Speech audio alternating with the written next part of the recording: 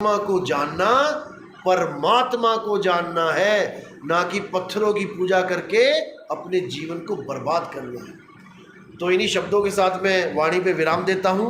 हमारा सत्संग YouTube channel पे आता है, कहत कबीर सुनो भाई साधो। ये लाइन बड़ी प्रसिद्ध है, शायद आपने सुनी भी होगी पहले।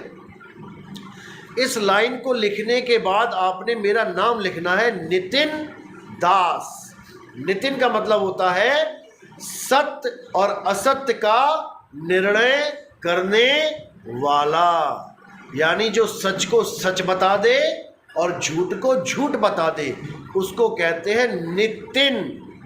और मैं हूं मालिक का दास, यानी सेवक नौकर, इसलिए आपने वहां पे लिखना है नितिन दास। कहत कबीर सुनो भाई साधो, नितिन दास। तो आपको एक कबीर साहब की गोल सी फोटो दिखाई देगी, आपने उसको सब्सक्राइब कर लेना है और उसमें जो 1 नंबर से सत्संग चलेगा, 1 2 3 4 5, आपने सीरियल वाइज सुनते जाना है।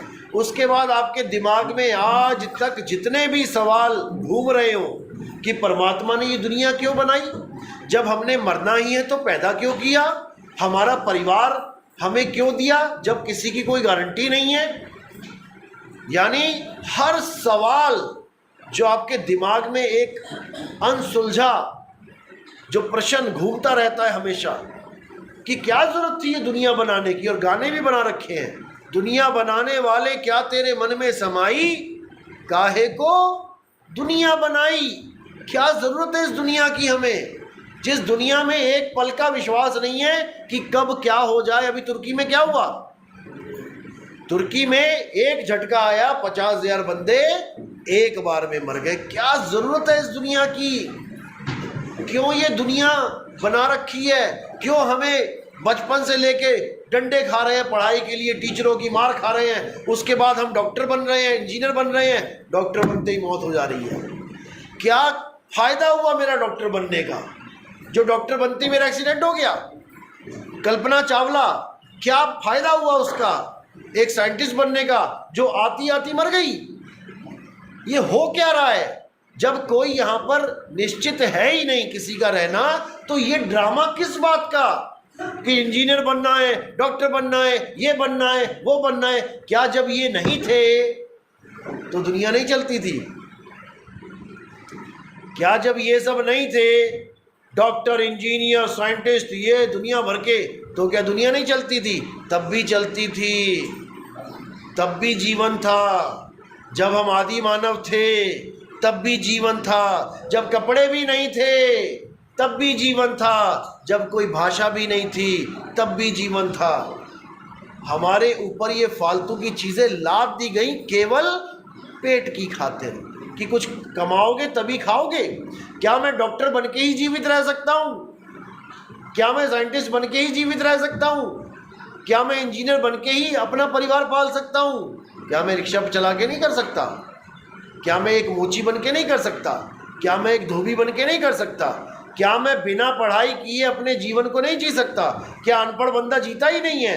क्या अनपढ़ बंदा मर जाता है? ये सारा भूसा हमारे दिमाग में डाल दिया गया है। मैं ये नहीं कह रहा पढ़ाई छोड़ दो, मैं ये कह रहा हूँ तुम्हें परमात्मा को पीछे करके इस दुनिया के अच्छे लाइफ स्टाइल को तुम्हारे दिमाग में डाल दिया गया है, और उसके लिए तुम दौड़ रहे हो, भाग रहे हो।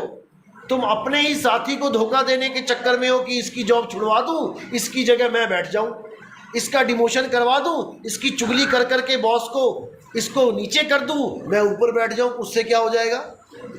तुम 4 रोटी खाते हो, उसको करने के बाद क्या 10 खाने लग जाओगे? ये हमने अपने जीवन को इतना उलझा दिया है कि हम ये भूल बैठे हैं, भैया एक एक दिन कम हो रहा है, मेरी मौत आने वाली है। मैं जिस गर्भ में से पैक होके निकला था उसी गर्भ में दोबारा जाने के लिए तैयार हो रहा हूँ। याद रखना, जहाँ से आए हो, कहाँ से आए हो? सब गर्भ से ही आए हैं ना, कोई शॉर्टकट लेके तो नहीं आया। सब गर्भ से आए हैं, और कहाँ जाएंगे? गर्भ में ही जाएंगे। इन दोनों गर्भों के बीच में जो तुम्हें टाइम मिला हुआ है वो केवल आत्मा को जानने के लिए मिला है। वो धर्म युद्ध करने के लिए नहीं मिला कि जय श्री राम हिंदू धर्म महान है, अल्लाह अकबर मुसलमान धर्म महान है। सारे ही धर्म महान है, ये इंसान ही घटिया है, धर्म सारे महान है। तो अब क्या करना है? हे अर्जुन, सारे धर्मों को छोड़ के तू मेरी शरण में आ जा। अब कौन सा धर्म था उस वक्त अर्जुन और कृष्ण जी के टाइम?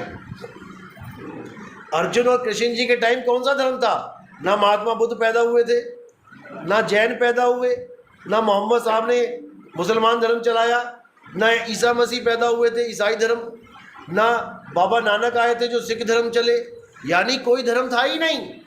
फिर भी अर्जुन को ये बोला जा रहा है कि हे अर्जुन, तू सारे धर्मों को छोड़ के मेरी शरण में आ जा। यानी तू जो कुछ भी करता है धर्म के नाम पे, पूजा पाठ, देवताओं की उसकी बलियां देना, पता नहीं क्या क्या हवन यज्ञ करना, ये सब छोड़ और मेरी शरण में आ जा, यानी आत्मदेव की शरण में आ जा। क्योंकि हे अर्जुन, तू और मैं शरीर नहीं है, शरीर तो हमारे कपड़े हैं। कपड़ों के नष्ट हो जाने पर भी हम और तुम कभी नष्ट नहीं होते। हे अर्जुन, जो इस आत्म तत्व को जान जाते हैं केवल वही मुक्त हो पाते हैं, बाकी इसी संसार में नाना प्रकार की योनियों में भ्रमण करते रहते हैं।